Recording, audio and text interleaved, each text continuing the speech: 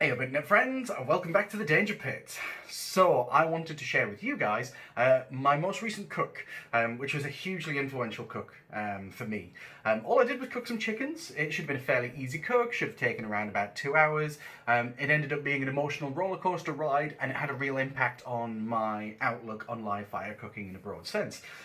So I started to piece together the footage to make the video for it, and then it dawned on me that in order to do this topic justice, I need to explain a core basic tenet of live fire cooking, and that's the act of wood seasoning.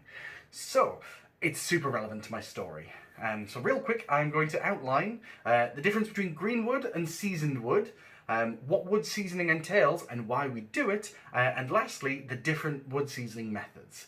So yeah, this is a super quick wood seasoning 101 from me.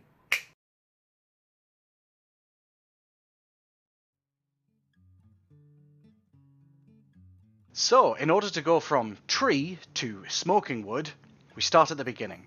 So let's talk about wood. We start by selecting and felling a tree. What type of tree, you ask?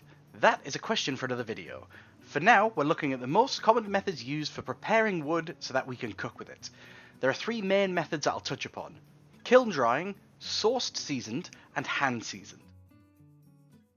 Now, before we get into it, let's look at a tree. This fabulous miracle of nature draws water and nutrients from the ground, storing that moisture in its trunk, which is made of wood fibers. A tree trunk stores moisture the same way our muscles store blood. Now, the process of seasoning is the process of reducing the amount of water in the wood to the level we want for cooking. So what we do is, we take this tree, we slice it into logs, we take those logs and we chop them down into what we call splits. At this point, we have green wood, so named for its high moisture content. This is because these tree fibers are still saturated with water. Depending on the variety of tree, this water can equal 30 to 60% of a tree's mass. So, when I refer to seasoned wood, what I'm referring to is wood that has had its moisture content reduced to between 5 and 20%. Not 0%, which is essentially charcoal, which produces no smoke, but 5 to 20%, which from my experience is the sweet spot. This is the perfect level of moisture, as the wood still combusts wholly and evenly, leaving only ash as residue, but the wood still has enough life left in it to produce some interesting, deep, exciting flavours in that smoke while we cook.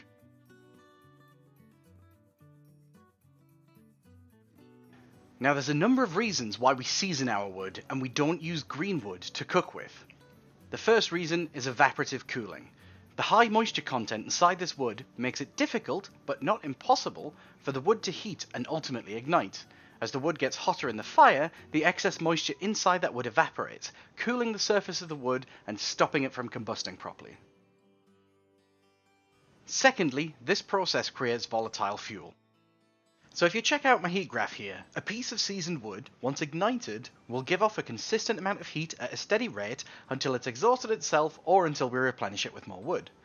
A piece of green wood will maintain a very low temperature until the moisture is evaporated off, at which point the heat will skyrocket out of control. This lack of control is problematic for us as fire cooks, when we seek consistency and predictability in our fires. So thirdly and lastly, burning green wood produces dirty, poisonous smoke. So hey, I mentioned small particulate versus large particulate in smoke in earlier videos, and we will look at the chemistry of fire in more detail down the line, but essentially, when seasoned wood is burning, the molecules of the wood fibre are breaking down and aerosolizing into wood smoke. When there's a small amount of moisture present, this occurs at a controlled rate, producing small, uniform particles in the smoke. These particles then merge with the meat, creating tasty. This smoke is characterized by a lighter, thinner, wispier smoke, ideally a shimmer. We call this a clean fire. When green wood is burning, the same process is occurring. However, much of the moisture present causes the burning wood to break down unevenly, creating larger particles much less consistently. Anyone who's ever had a neighbour burning garden waste knows exactly the smell I'm trying to describe here. Now, these larger particles make contact with the meat. Bad chemistry happens, producing bitter, acrid tasting food. And this is what we refer to as a dirty fire, as the smoke manifests itself as thick, grey and unpleasant, and contains compounds such as creosote and other carcinogens, which are not good, and we don't want that anywhere near our food. Okay, so now hypothetically we have a big pile of green wood splits. We're now going to take a look at the three main methods of seasoning that are used: kiln drying, sourced seasoning, and hand seasoning. So, the first one, kiln drying wood. Now, this involves keeping wood inside an airtight vessel and heating it so all the moisture evaporates off.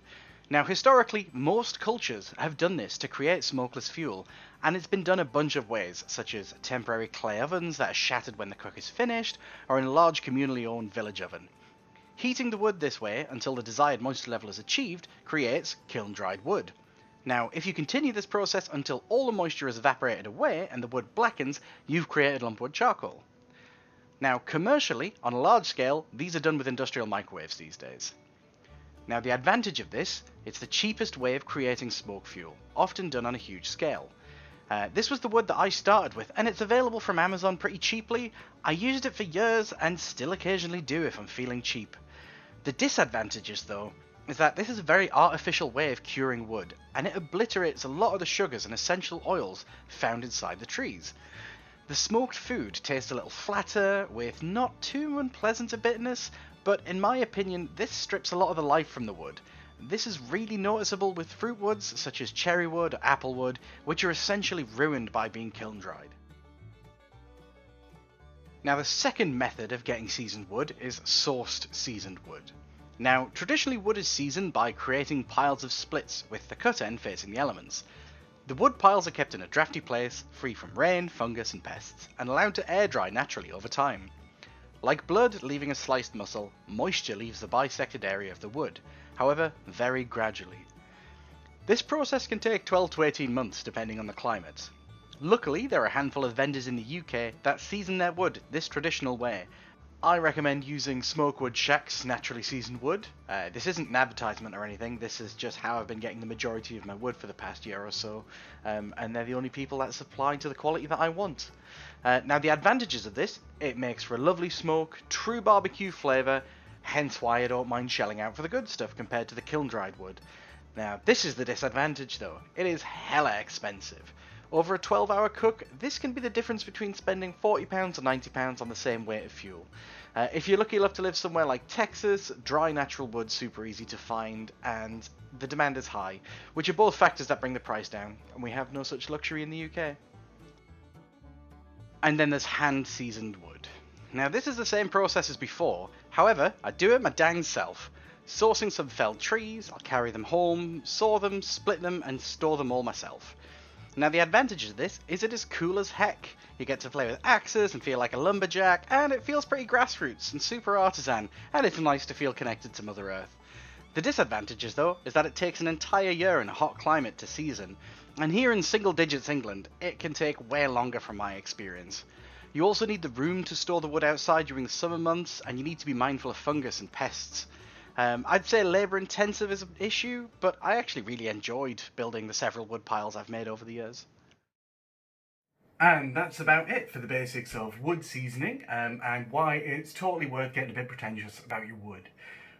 Sorry if this video seems a little bit left field. My plan is to hash out a few basics videos where I just go into detail on a few core points that I wish I'd known about earlier when I started learning how to smoke. That said, I look forward to finishing the video that I mentioned at the beginning of this episode about the absolute train wreck of a cook that had a happy ending.